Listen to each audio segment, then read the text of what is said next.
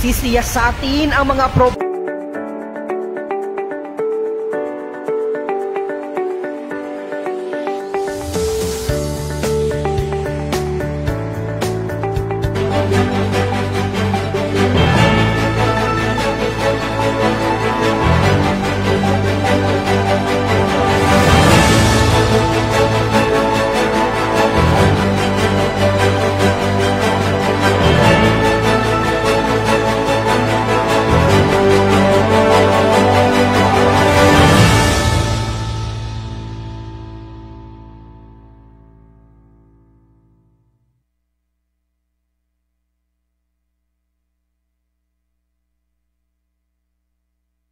sa ulo ng ating mga balita. Pamahalaang panlalawigan ng Marinduque, tuloy-tuloy ang pamamahagi ng tulong pinansyal. COVID-19 update sa probinsya. Alamin. Mga kakandidato sa bayan ng Gasan, kilalanin. Robredo, formal nang ipinakilala ang kanyang senatorial lineup. 8 ospital, handa na para sa pagbabakuna ng mga bata. Plastic, palit bigas sa Oriental Mindoro. Biden at Pope Francis nakatakdang magpulong sa Vatican. Pinoy Karateka, desididong mahigitan ang nakuhang gold medal noong nakaraang taon. Megan Yang, proud sa peklat at malaking balakang. Binata, muntik nang mabingi sa paggamit ng cotton buds. Update sa lagay ng panahon sa Marinduque. Alamin.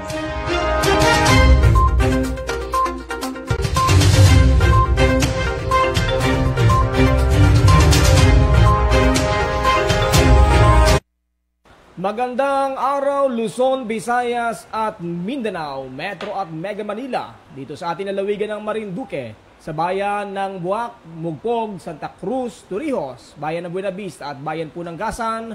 Ako po ang inyong kabayan tagapagbalita, Adrian Rosales. Ako naman, Romeo Mataak Jr. At ito po ang balitaan sa sentro ng Pilipinas. At sa detalye ng ating mga nagbabagang balita.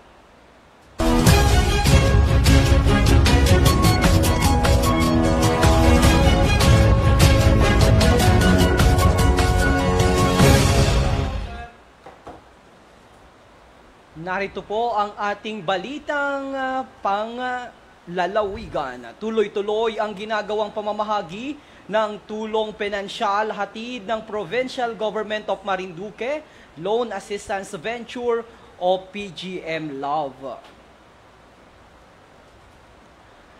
Kamakailan ay sa bayan naman ng Torrijos na mahagi ng 5,000 piso kada benepisyaryo ang grupo. Ilan lamang ito sa mga programa ni na House Speaker Lord Alan Velasco at Governor Presbitero Velasco Jr. na layong makatulong sa kabuhayan at magkaroon ng karagdagang puhunan ang mga mamamayan na lubos na naapektuhan ng kasalukuyang umiiral na pandemya, bunsod naman po ng COVID-19.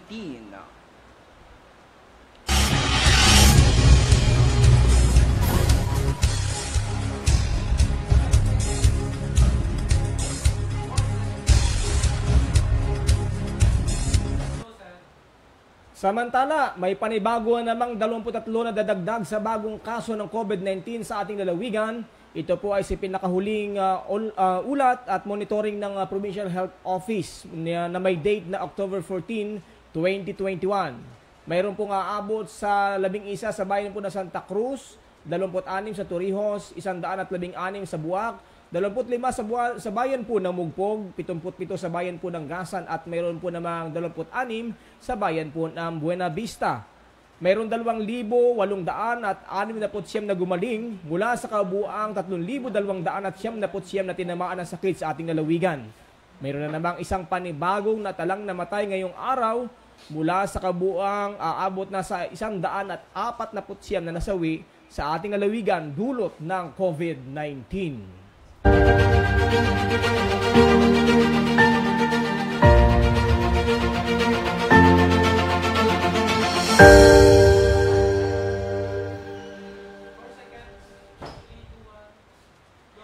Samantala, narito po ang talaan o listahan ng mga tatakbo bilang mayor, vice mayor at sangguniang bayan members sa munisipalidad ng Gasan na formal na pong naghain ng Certificate of Candidacy para sa halalan 2022. Kakandidato pong muli ang kasalukuyang alkalde na si Maria Victoria o mas kilala bilang Mayor Vicky Lau Lim sa ilalim po ng Alliance for Barangay Concerns. Muli pong magbabalik at kakandidato ang dating mayor si Rolando Olivar Tolentino sa ilalim naman ng PDP Laban. Kakandidato naman na ang kasalukuyang vice-alkalde na si Yudel Agoncillo Sosa bilang mayor ng bayan ng Gasan sa pagka-independent nito. Samantala sa vice mayor naman po ay maglalaban-laban sina Lidani Arevalo Baldo, Alliance for Barangay Concerns, si Dun Melton Saporna Motol bilang independent at si Baltasar Jr. Kawili Rey sa ilalim naman ng PDP Laban. Narito po ang mga tatakbo naman bilang konsehal ng bayan ng Gasan. Si Karin Ann Montuya de Villena bilang independent, gayon din si Raquel Absulio Din at si Fernan Lining Du. Sila po ay mga independent. Si Rich Nel Shena Evia sa ilalim po ng Alliance for Barangay Concerns. Samantala si Joy Raymond Domingo Isidro, kakandidato bilang independent. Si Winston Borbon Etoralde bilang sa ilalim po ng Alliance for Barangay Concerns. Si Raisa Indira Arca Itoralde, independent. Si Ruben Evangelista Habat, PDP Laban. Si Noel Mabolo Laurel, independent, gayon din si Harold Kie Lim. Samantala, sa ilalim naman ng Alliance for Barangay Concerns, sina John Erwin Solas Lim, Russell Dale Capacite Lozano, Ricardo Francisco Macunat, at si Charlie Sahul Madla Jr. ay independent. Samantalang si Sherwin Sevilla Magud ay sa ilalim ng PDP Laban, si Reynaldo Monteron Maming, sa ilalim po ng Alliance for Barangay Concerns at independent sina John Lauresta Mampusti at Roma Dumanaog. PDP Laban naman si Jude Mendrick Guevara Perez at si Petronila Hona Kelendrino sa ilalim ng Alliance for Barangay Concerns. Si Roberto Balido Regino, PDP Laban, Efren Sahul Recanya, Alliance for Barangay Concerns. Condrado Saho Zelda, PDP Laban, si Nixon Tolentino Solas, independent. Sina Jose Maria Abayon Sore at si Jose Victor Luna Soto ay sa ilalim naman po ng PDP Laban. Si Dennis de Belen Somo, independent. At sino pa ito? Ito pang sumusunod na kakandidato. Ang apat pa pong natitira ay sina Milton Morteltan, independent. Si Mary Cris Sales Tolentino sa ilalim ng PDP Laban, kalinya ng kanyang tatay na si dating Mayor Rolando Tolentino. Si Adelpha Mawak Vilbar at si Florence Salazar Villamin ay independent po. Yan po ang bumubuo at kakandidato sa bayan naman ng Gasan sa nalalapit na elections 2022.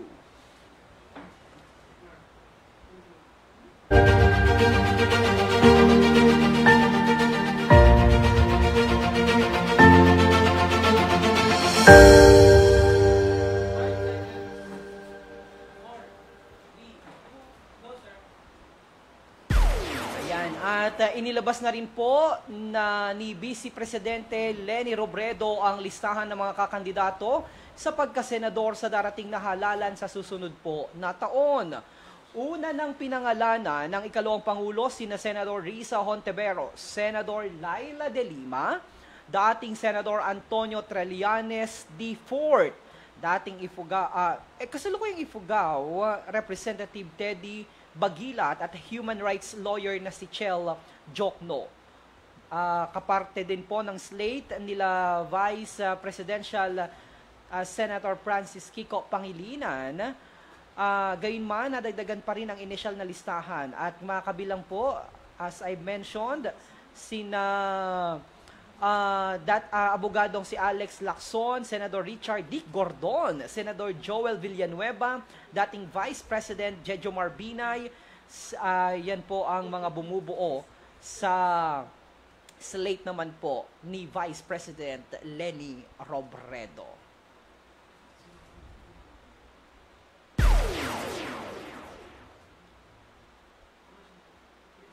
Samantala mga kababayan, magbabalik po ang balitaan sa sentro ng Pilipinas, makalipas lamang po ang ilang mga paalaala. Res bakuna na! At may kasangga na ang ilang bida ng ating bayan. And I feel good. It's a big boost for us. I feel relieved. Tagal nating inantay to, so why hesitate now? I feel very happy that we can finally start to put an end to this pandemic. Res bakuna, kasangga ng bida. Sama-sama tayo sa Bida Vacunation.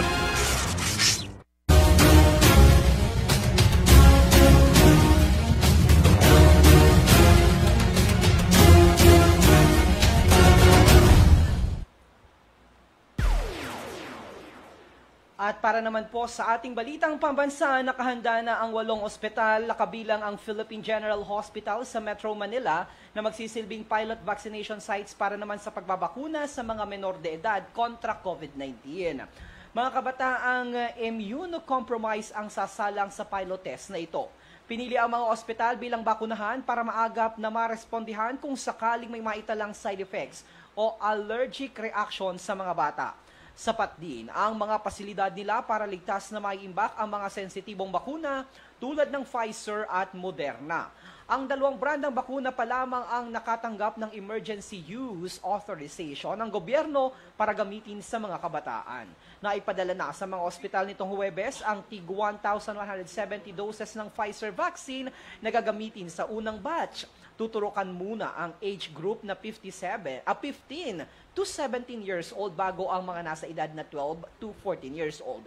Paalala po ng DOH sa mga pupunta para sa pagbabakuna sa mga bata, huwag kalimutang dalhin ang medical certificate na patunay ng comorbidity na may comorbidity ang nasabing mga bata. Ang dokumento na nagpapatunay naman ng relasyon ng bata sa kanyang kasama pati na rin ang valid ID ng mga ito.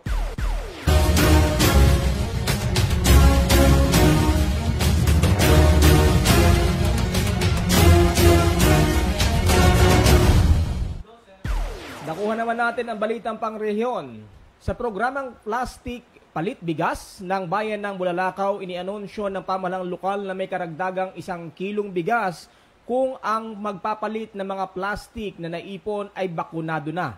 Maaaring ipakita ang vaccination card sa tagapamahalan ng Plastic Palit Bigas program ng pamahalaan. Samantala, umabot sa mahigit 223,000 doses ng bakuna na iturok sa mga priority groups na A1, A2, A3, A4 at A5 sa lalawigan sa tulong ng healthcare workers at mga volunteers ayon sa report ng pamahalaang panlalawigan. Hinikayat o hinihikayat pa rin ang lahat na wala pang bakuna na makipag-ugnayan sa barangay o sa munisipalidad upang makakuha ng vaccination schedule sa mga susunod na araw.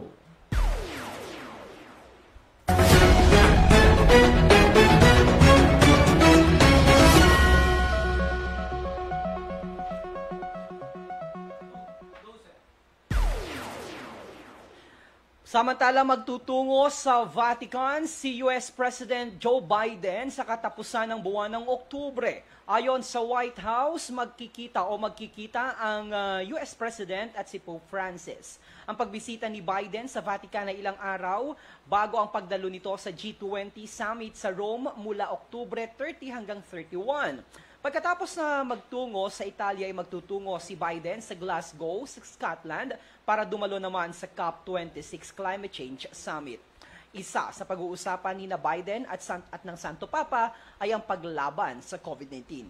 Si Biden na isang Katoliko ay una nang nakadaupang palad noon ni Papa Francisco. Mga kababayan, muli pong magbabalik ang balitan sa sentro ng Pilipinas. Makalipas lamang po ang ilang mga paalaala. Lolo, Lola, 1 taon na tayong nahiwalay dahil sa quarantine. Miss na po namin kayo. At ang inyong masasarap na luto at pag-aalaga. May bakuna na raw po sa COVID-19. Kunin niyo po Kapag nabakunahan na ang lahat, makakapiling na muli namin kayo. Kung ikaw ay edad 60 pataas o may iba pang karamdaman, magparehistro na para sa Resbakuna kontra COVID-19.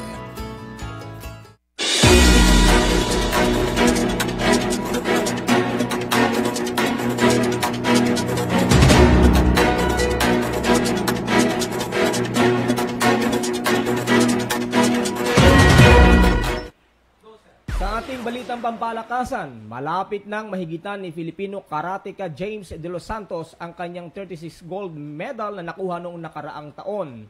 Umabot na kasi ngayon sa 35 gold medals ang kanyang nakuha sa kompetisyon at mayroon pang 15 torneo ang sasalihan nito bago matapos ang 2021. Huling nakuha nito ang 35th gold medal katana Intercontinental Karate League E-Tournament.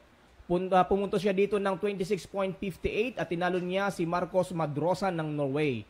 Nananatili pa rin siya sa unang pwesto sa e-kata player sa buong mundo mula pa noong Oktubre noong nakaraang taon.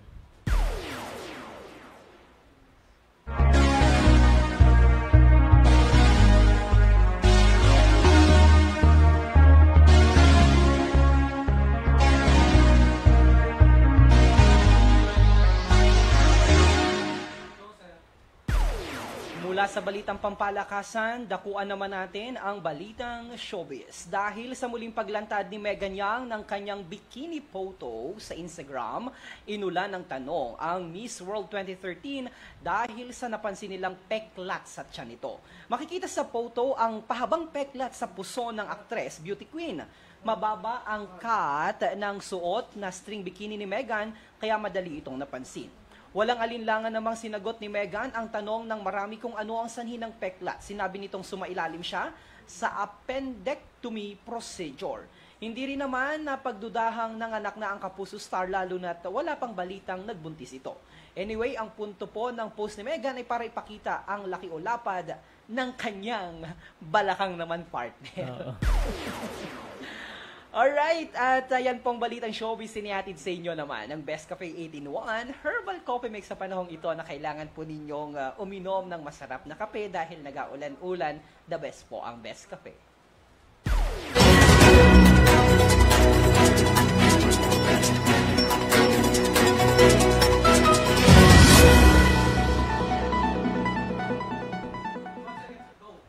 Ayan, sa ating tampok na balita, taong 2019, muntik nang mabingi ang isang 23 anyos na si Dairon dahil sa labis na paggamit ng cotton buds. Medyo kakaiba rin. Bigla na lang daw siyang nakaramdam ng pressure sa loob ng kanyang tenga pagkatapos niya magtampisaw sa dagat. Nilagnat at sumakit ang kanyang ulo hanggang sa bahagyang nabingi at namaga ang kanyang kaliwang tenga. Ayon sa kanyang ENT doctor, nagkaroon siya ng tinatawag na impacted ear at ear infection dahil sa madalas na paggamit ng cotton bud sa paglilinis ng kanyang tenga. Parang coral reef yung loob ng kanyang ear canal, sabi ng kanyang ENT specialist na si Dr. Noel Mopera. Ang kanyang tutuli kasi, imbis na matanggal, naipon sa loob ng kanyang ear canal dahil sa paggamit ng cotton buds. Dahil dito kinakailangan niyang sumilalim sa ear extraction at naging matagumpay naman ang sinagawang procedure, pero payo sa kanyang doktor, huwag nang gumamit ng cotton bud sa paglilinis ng tenga. Sabi ng ENT specialist na si Dr. Elaine Ferrandez, mas mainam na gumamit ng tuwalya o bulak para malinis ito.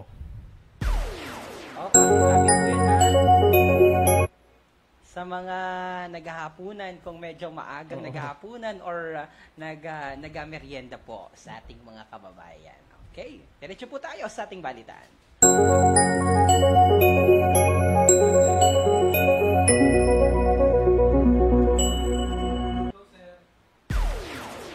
Samantala sa lagay naman ng ating panahon, ano po maulap na kalangitan na may kalat-kalat na mga pag-ulan at pagkidlat-pagkulog ang inaasahan sa Kabikulan, Northern Samar, Oriental Mindoro, Marinduque at Romblon.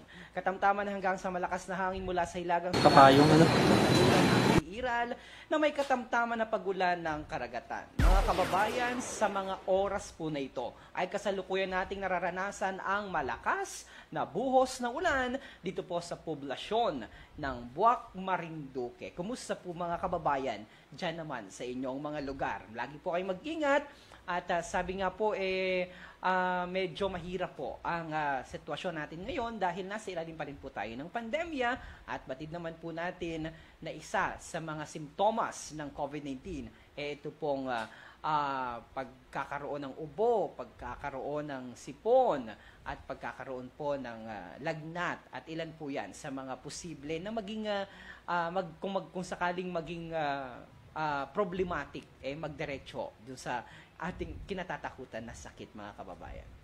Gayun din po, nararanasan po natin, naririnig po namin sa labas ng aming studio ang malakas at manakanakang pagkulog at pagkidlat. Partner sa gas, anong nagtungo ka dito? Kumusta ang sitwasyon? Umuumbon-umbon, mula pa kayo ng umaga, hindi irregular yung panahon, iinit tapos biglang kukulimlim, aambon. So talagang kaya pinapalalahan na natin yung ating mga kababayan sa tuwing kayo lalabas, magdala talaga ng pananggalang dahil yan ang pinakadelikado, yung ikaw ay init na init, pinagpapawisan ka, tapos bigla kang aabutan ng ambon, ng ulan, ay talagang yan yung prone po sa pagkakaroon po ng lagnat. At mag-ingat po tayong lahat palagi, mga kababayan. Alright, so okay, pasadahan na po natin ang ating pagkaing pangkaluluwa. Ayan, at ngayon pong hapong ito sa ating huling araw sa linggong ito, Friday. Ito po ang mga salita ng Diyos mula sa Aklat ng Kawikaan, Kapitulo 13, versikulo 20. Lumalakad ka na sa masama, nakasama ng mga pantas na tao at ikaw ay magiging pantas. Ayan. Ngunit ang kasama ng mga mangmang ay mapapariwara. Ayan, napakagandang salita nito. Sabi nga, hindi naman ibig sabihin, partner, ay yung mga mangmang ay wag nating sasamahan o yung mga hindi po edukado ay hindi natin po, kumbaga, pakikisamahan. Ang binabanggit po ko dito ay yung mangmang, lalo na sa salita ng Diyos, at mangmang po sa pagkaunawa. Kaya mas maganda na samahan natin, kumbaga ma-impluwensyahan tayo nung mas malawak ang pangunawa. Ayan, partner. Alright, at napakabilis ng panahon, partner, dahil ito ang huling araw sa linggong nagdaanan naman, ilang tulog na lamang. I understand 71 days before Christmas, mga kababayan. Tuloy-tuloy pa rin po. Nasalubungin natin ang Pasko na magkakasama sa kabila po ng pandemya. At binabati natin yung mga viewers natin, Mina Bubis, Adi Rogelio, si Elmer, o si Sir Elmer Manalo ng PNP, Provincial Command, si LC Mayakyak Perer, Rose Mendoza, at iba pa natin mga kabayan, si Chong Delpin Natal, mula po sa Masigan, nanonood din, at si Violeta Roquiza, Zore Monteren, at Ana Risa Saludo Solo. Ayan, partner. At ilan pa rin na mga kababayan natin na nakatutok po ngayon dito naman sa ating balitaan sa sentro ng Pilipinas. Sila Tita Susan Nase, of course, ang ating mga kasama dyan. Sila Wilma Arevalo, nanunood sa Bulacan. Elisa Mayakyak Ferrer, ingat po kayo dyan sa ating mga kababayan. Maulang hapon po sa ating lahat. Ingat po tayo palagi. Watching from Barangay Tapuyan, dyan naman sa Bayan ng Gasan, partner, at Tapuyan, Anarisa Saludo Solo, at sa lahat pa rin po nating mga kapamilya, good afternoon po, watching from Las Piñas, God bless, sabi ni Violeta Roquesa Sore Monteron. Ayan, at ganun din, binabati natin ang lahat na may mga birthday. Ayan, sino ba ang may special birthday ngayon, partner? Special ho ang ating birthday dahil yan, partner, meron diyang background music natin dyan. Isa lang muna natin. Alay natin ang mga nagdiriwang po ng kanilang mga kaarawan. Masyadong malakas pa ng partner natin. Ayan, sige, natin. So, happy birthday sa ating pong kasama dito sa studio. Alakas, partner, ng ano. Sige, yeah, go ahead. Bukas ay magadiwang po ng kanyang kaarawan, ano. Kaya lang inuuna na daw bumati yung Facebook sa kanya dahil mukhang nagkamali po ata ng lagay ito ng kanyang kaarawan. Pero ako na po ang nahingi sa inyo ng pasensya dahil sa totoo po ay bukas pa lamang po magadiwang ng kanyang kaarawan ng isa po sa kasama natin dito sa studio, si Mr. John Pete Lumagpas. Yan. So, happy birthday. At sige, go partner muna. Binatihan ka po ni Governor, ano?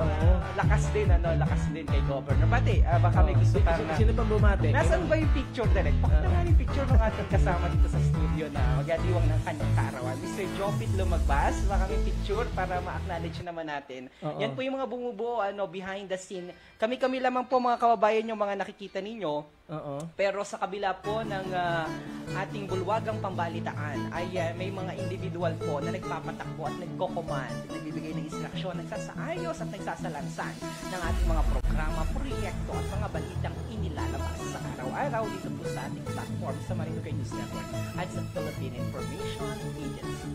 Pakitaan ako sino ang birthday celebrant. Birthday celebrant para yan na ba, nakikita na ba sa ating television screen ang ating birthday celebrant. So, binati kahapon niya ni Governor at talagang tuwang-tuwa daw siya dahil parang sa unang pagkakataon nabati ng isa sa mga high official ng ating lalawigan. Nasaan na yung picture niyan at baka may natin para ma-acknowledge naman ang ating mga kababayan na nanonood. Bigyan naman natin ng sabi nga niya, birthday greetings sa mga kababayan natin na nanonood ngayon diyan sa ating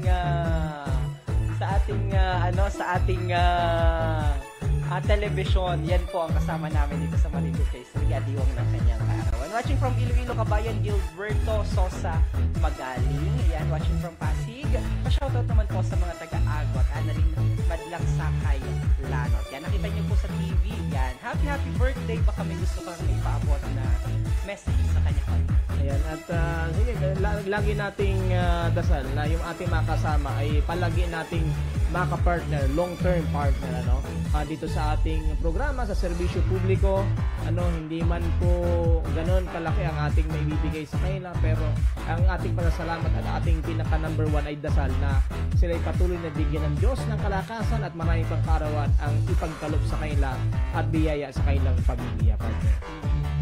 And also, sa akin namang bahagi partner, ako'y nagpapasalamat dahil kumbaga sa kabila ng konti o kakaunti lamang ang ating mga kasama dito sa Marinduque News. Pero yung influensya na naidudulot natin sa ating mga kababayan, imagine, tayo pa'y pinagkakatiwalaan ng humigit pag pinagsama-sama natin partner yung mga sumusuporta sa ating mga social media platform, sa ating website, ang www.marinduquenews.com, sa ating YouTube, of course, ang Marinduque News channel, sa ating Instagram at Twitter, gayon din sa ating Facebook. Aba, napakarami po. Ang Marinduque News Network po ang may pinakamaraming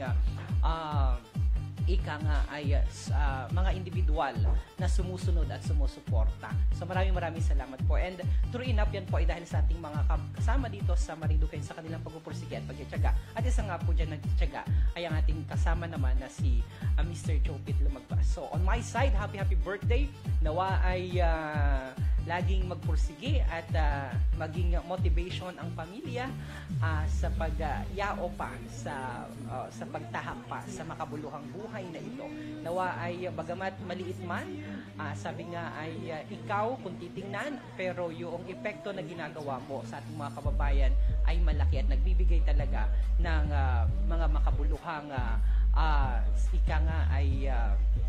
kontribusyon sa ating pamayanan. So thank you so much and aim high and continue achieving your goals. God bless. Alright, so sa magpapatuloy po ng ating balitaan sa sentro ng Pilipinas, maraming salamat po at natapos na naman ang isang araw ang isang linggo ng ating pong mga nakalap na mga impormasyon mula po sa ating lalawigan, sa buong bansa at sa buong daigdig. Sa bahagi po ng aming technical, maraming salamat sa ating, ito rin ay talagang sinasaluduhan natin dahil continuous naman yung growth yung growth ng kanilang organisasyon, ang IRAMP, yung I-Rise and Advocate for Marinduque Province. So sa mga kabataan ho dyan na gustong maging kabahagi ng kanilang samahan, i-like nyo po ang kanilang official Facebook account. Ito po ang www.facebook.com/IRAMPPH. So congratulations for achieving another milestone, and may you be able to achieve and may you be able to provide better and good service to our kabataan, to the youth of Marinduque. Sa kanilang direktor at sa aming direktor ng multimedia dito sa Marinduque News Network, Direct Mark Cesar Ola. Sa kanyang assistant director, Mr. Santino Latorena, sa aming kasama sa Philippine Information Agency. Mag-ingat ka sa pagbiyahe mo diyan sa Barangay Puting Buhangin, si Mr. Maki Nardo, at sa amin namang technical na naging kabahagi nga na at magdiriwang ng kanyang kaarawan bukas, Mr. Jopit Lumagbas. Ako naman, Romeo Mataang Jr., ang inyong naging tagapaghatid balita.